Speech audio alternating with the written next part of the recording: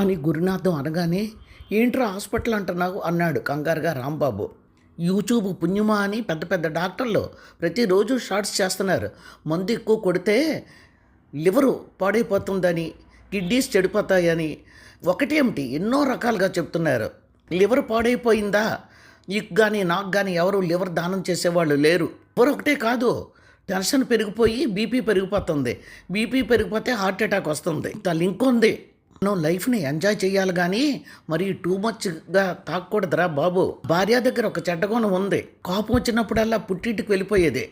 కనీసం నెలలో 2 సార్లు వెళ్తే నేను డబ్బులు ఇచ్చి చివరికి అప్పుల పాలయ్యాను. ఇప్పుడు ఫ్రీ బస్సు వచ్చినా వెళ్ళటం లేదురా. బాధతోనే ఈ ప్లాన్ వేశాను. ఎక్కడానికి ప్రారంభోత్సవం చేయించాను కదా. మనం ముగ్గురం చిన్ననాటి స్నేహితులు. మనం కలుసుకుందాం అనుకున్నప్పుడల్లా నేను కోపం తెప్పిస్తాను. నీకు కూడా నేను కొన్ని సలహాలు ఇస్తాను. అప్పుడు మనం లైఫ్ని ఎంజాయ్ చేద్దాం. అంతేగా టూ మచ్గా తాగకూడదురా.